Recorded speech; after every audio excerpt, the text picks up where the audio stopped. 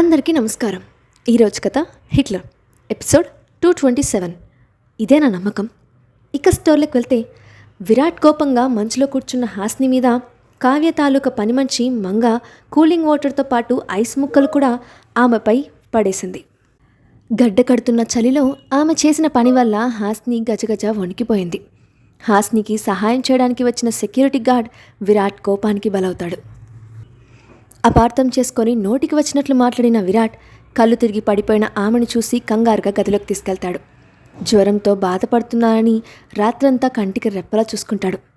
ఆ పరిస్థితికి కారణమైన మంగాను తీసుకురమ్మని సూరజ్కి చెప్తాడు. కాసేపటి తర్వాత ఆమె వచ్చి విరాట్ ముందు భయంగా నిలబడుతుంది. ఆమె వైపు తీక్షణంగా చూస్తూ, రాత్రి హాస్ని మీద కూలింగ్ వాటర్ ఎందుకు పోసావు? ఎవరు చెప్తే ఈ పని చేశావు అని కావ్య వైపు ఓరగా చూస్తూ గంభీరమైన గొంతుతో అడిగాడు విరాట్. అతని చూపును గమనించిన కావ్య అతనికి నిజం తెలిసిందేమో అని కంగారు పడుతూ మంగాను చూసింది. ఆమె చెప్పలేదన్నట్లు తల ఊపడంతో భారంగా ఊపిరి పీల్చుకుంటూ ప్లాన్లో భాగంగా ముందుకు వెళ్ళి లాగిపెట్టి కొట్టింది. ఆవేశంగా, నువ్వు నిజంగా ఐస్ వాటర్ పోసావా? అలా చేయాల్సిన అవసరం నీకేంటి? నన్ను చూడ్డానికి వచ్చి ఆ ఇంటి యాజమాని భార్యతోనే అలా ప్రవర్తించావంటే నీకెంత ధైర్యం అని విరాట్ వైపు తిరిగి, తను ఇక్కడికి నా కారణంగా వచ్చింది కాబట్టి తన తరపున నేను క్షమాపణ చెప్తున్నాను. తను నిజంగా తప్పు చేసి ఉంటే నువ్వు ఎలాంటి శిక్ష విధించినా నేను అడ్డు చెప్పను అని చేతులెత్తి దండం పెట్టింది. ఆమె చేసిన యాక్టింగ్ నిజమని నమ్మిన విరాట్, నీ ప్రమేయం లేకుండా జరిగిన దానికి నువ్వు సారీ చెప్పాల్సిన అవసరం లేదు, విషయం ఆమెతోనే తేల్చుకుంటాను అని చెప్పి మంగ వైపు తిరిగి, ఆఖరిసారిగా అడుగుతున్నాను, ఇదంతా ఎందుకు చేశావు? నోరు విప్పి చెప్పకపోతే నేనిచ్చే పనిష్మెంట్ ఫేస్ చేయాల్సి ఉంటుంది అని సూటిగా చెప్పాడు. ఇదంతా నేను హాస్ని మేడం చెప్తే చేశాను, కానీ కావాలని చేసింది కాదు సార్. అలా చేస్తే మీరు బయటికి వచ్చి చూస్తారని, లోపలికి తీసుకెళ్తారని ప్లాన్ చేశారు. జరిగిన దాంట్లో నా తప్పేమీ లేదు సార్, నన్ను నమ్మండి అని వేడుకుంది మంగ.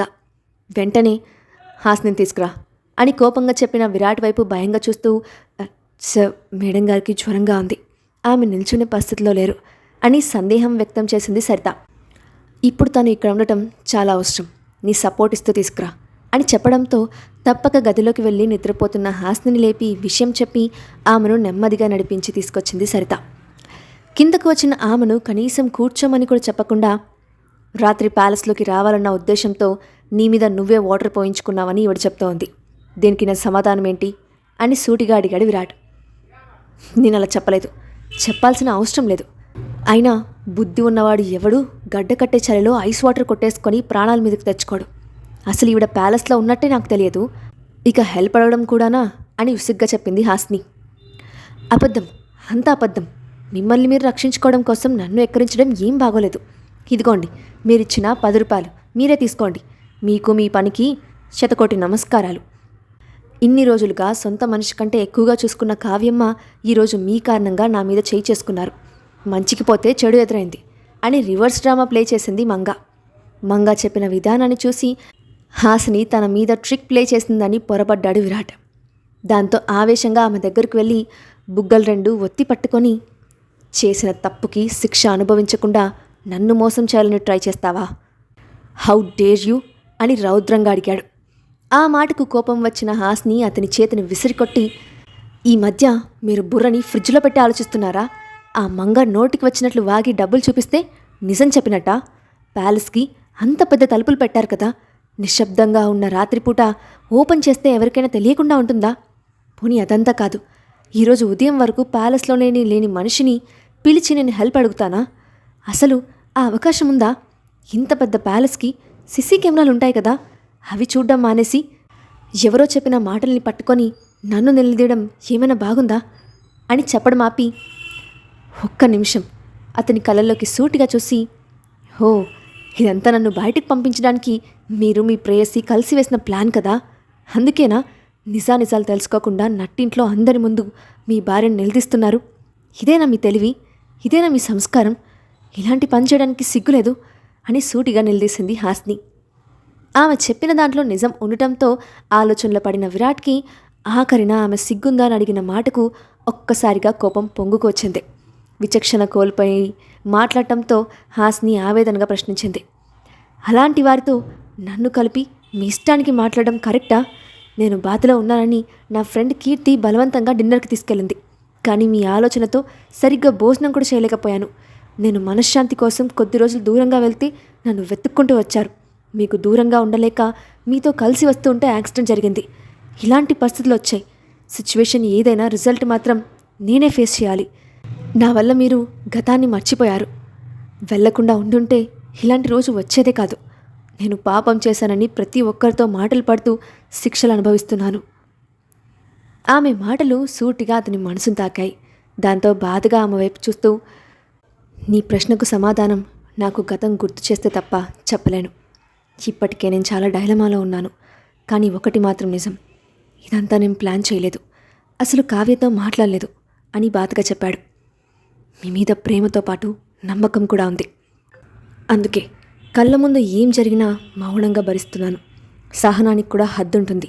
అది దాటితే ఎలాంటి పరిస్థితులు ఎదురవుతాయో నాకు తెలియదు. ఎదుర్కోవడానికి సిద్ధంగా ఉండండి అని చెప్పి కళ్ళు మూసుకొని పడుకుంది హాస్ని.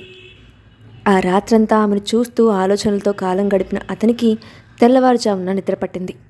మరుసటి రోజు ఫ్రెష్ అయ్యి బయటికి వచ్చిన కావ్యకి వాళ్ళిద్దరూ గదిలోనే ఉన్నారని తెలియడంతో వెళ్ళి తలుపు కొట్టింది. ఆ శబ్దానికి కళ్ళు తెరిచిన విరాట్ తలుపు తీసి చూసేసరికి కావ్య కనిపించింది. ఇంత పొద్దున్నే ఇక్కడికి ఎందుకు వచ్చా అని విసుగ్గా అడిగిన అతనితో, హాసిని ఎలా ఉందో చూద్దామని వచ్చాను విరాట్. ఏదో తెలిసి తెలియని ఆవేశంతో తప్పులు చేసింది. దానికి ఇదంతా కొత్త కాదు కదా. ఇంతకుముందు డివోర్స్ విషయంలో కూడా ఇలాగే చేసింది.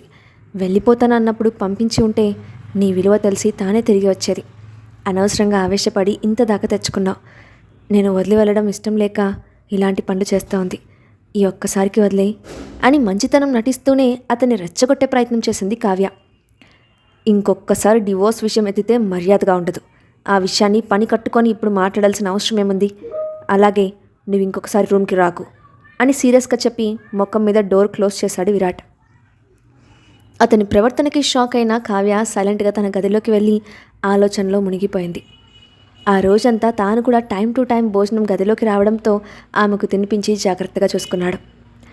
మరుసటి రోజుకి ఆమె ఆరోగ్యం సర్దుకోవడంతో పాటు ఆమెలో కోపం కూడా తగ్గుముఖం పట్టడంతో అతని వాస్తవ పరిస్థితి అర్థం చేసుకొని ఎప్పటిలా నార్మల్గా మాట్లాడడం మొదలుపెట్టింది హాస్ని. ఆమె ప్రవర్తన తెలియని రిలీఫ్నిస్తూ ఉంటే అది ఎందుకో అర్థం కాక తనలో తానే ఆలోచించుకుంటూ ఆమెతో కలిసి బ్రేక్ఫాస్ట్ చేయడానికి డైనింగ్ టేబుల్ దగ్గరికి వెళ్లారు విరాట్.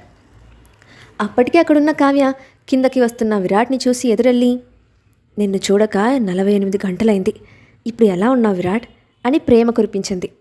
అతను సమాధానం చెప్పకముందే వెనక నుండి హాస్ని రావడంతో, ఓహో నువ్వు కూడా వస్తున్నావా, అయితే తగ్గిపోయిందన్నమాట. నాకంటే ఆరోగ్యం బాలేక కళ్ళు తిరిగి పడిపోతాను, నీకేమైందని చిన్న నీరసానికి ఎఫెక్ట్ అయ్యి హంగామా చేశావు అని మొహానికి నవ్వు పులుముకుంటూ అడిగింది కావ్య. అయ్యో నా గురించి చాలా కంగారు పడుతున్నట్టున్నావు. నీలాగా ఎప్పుడు పడితే అప్పుడు కళ్ళు తిరిగి పడిపోతానని నేను కళ్ళు కూడా అనుకోలేదు. కాకపోతే నీకంటే కాస్త బెటర్. కేవలం 2 సార్లే అలా జరిగింది. నీకైతే విరాట్ గారు నా పక్కన ఉన్నప్పుడల్లా అలాగే జరుగుతుంది కదా అని వెటకారంగా అంది హాస్ని. విరాట్ ఆలోచనలో పడితే కావ్య ముఖం మాడిపోయిన దిబ్బలాగా అయింది. ఏమైనా మాట్లాడితే నెగిటివ్ ఇంపాక్ట్ పడుతుందని సైలెంట్ అయిపోయింది. ఆమె వైపు పొగరుగా చూసి విరాట్ చేయి పట్టుకొని డైనింగ్ హాల్లోకి నడిచింది హాస్ని. ముగ్గురు బ్రేక్ఫాస్ట్ చేస్తున్న సమయంలో ఒక సర్వెంట్ అక్కడికి వచ్చి, సార్ మీకోసం రక్షిత్ గారు వచ్చారు అని వినయంగా చెప్పాడు. ఆ మాటకి ప్రశాంతంగా ఉన్న విరాట్ ముఖం కోపంగా మారితే హాస్ని ముఖం ఇరిటేటింగ్గా మారింది. ఇంతలో స్టైల్గా నడుచుకుంటూ అక్కడికి వచ్చాడు రక్షిత్. ఇంతకీ రక్షిత్ అక్కడికి రావడం వెనుక ఉద్దేశం ఏంటి? ఇప్పుడు మళ్ళీ ఎలాంటి కొత్త ప్లాన్ వేస్తాడు? నెక్స్ట్ పార్ట్లో చూద్దాం. Thanks for watching.